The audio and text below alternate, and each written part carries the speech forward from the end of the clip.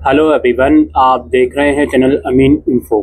जैसे कि आपको मालूम है, एसओएल के पीजी एडमिशन एमए और एमकॉम की ग्रेजुएशन के मार्क्स के बेसिस पर पहली मेरिट लिस्ट आ चुकी है।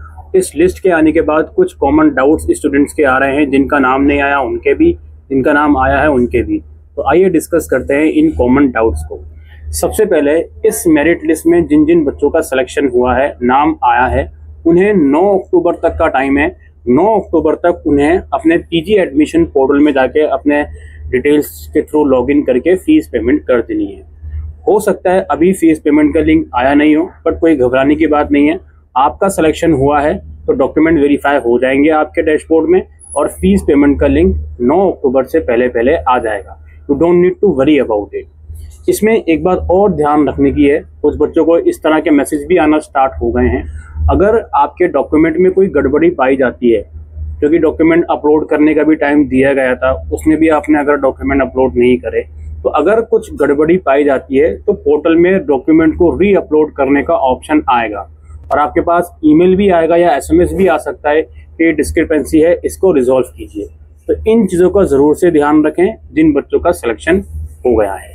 नाउ कुछ बच्चे ये बोल रहे थे कि सर हमारे से कम कट ऑफ वालों का नाम आ गया, हमारा नाम नहीं आया।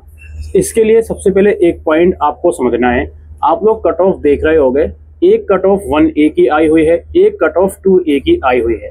अब ये 2A का क्या मतलब है? जैसे मैं एमकॉम में एडमिशन के लिए इंटरेस्टेड हूँ, 2A का मतलब ये है कि अगर मैंने ग्रेजुएशन बीकॉम वगैरह DU से ही करा है, चाहे वो एसओएल से हो, NCVEB से हो या रेगुलर से हो, तो मुझे 2A में कंसिडर करा जाएगा एमकॉम के लिए। वहीं MA जैसे कोर्सेज जो हैं, इसके लिए आपको ये समझना है कि सपोज MA हिंदी है, तो मैंने अगर DU से BA ऑनर्स हिंदी करा है तो मुझे 2A में रखा जाएगा।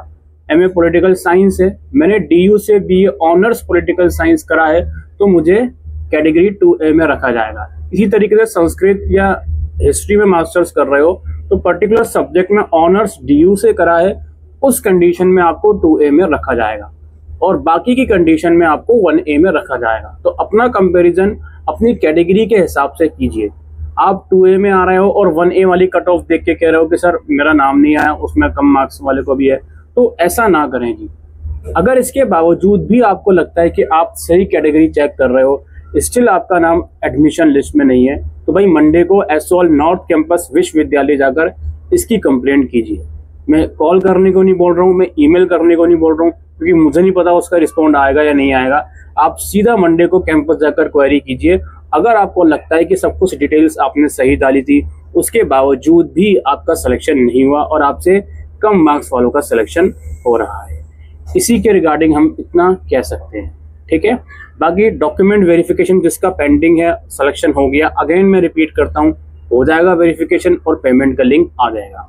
जैसे ही आप फीस पेमेंट कर देते हो, ID कार्ड और फी रिसिप्ट मिल जाएगा, आपका एडमिशन एसओएल के अंदर कंफर्म हो गया। कोई भी फिजिकल डॉक्यूमेंट वेरिफिकेशन की जरूरत नहीं पड़ेगी। ऑलराइट, और इसके अलावा सेकंड मेरिट लिस्ट की बात करते हैं। सेकंड मेरिट लिस्ट जो है वो 9 अक्टूबर के बाद ही आएगी, जाहिर सी बात है। 9 अक्टूबर तक फर्स्ट मेरिट लिस्ट का फीस पेमेंट है, उसके बाद ही सेकंड लिस्ट आएगी 10 को, 11 को या 12 को। उसकी इंफॉर्मेशन हम आपको प्रोवाइड करेंगे। आज के लिए इस वीडियो में इतना ही। Thank you.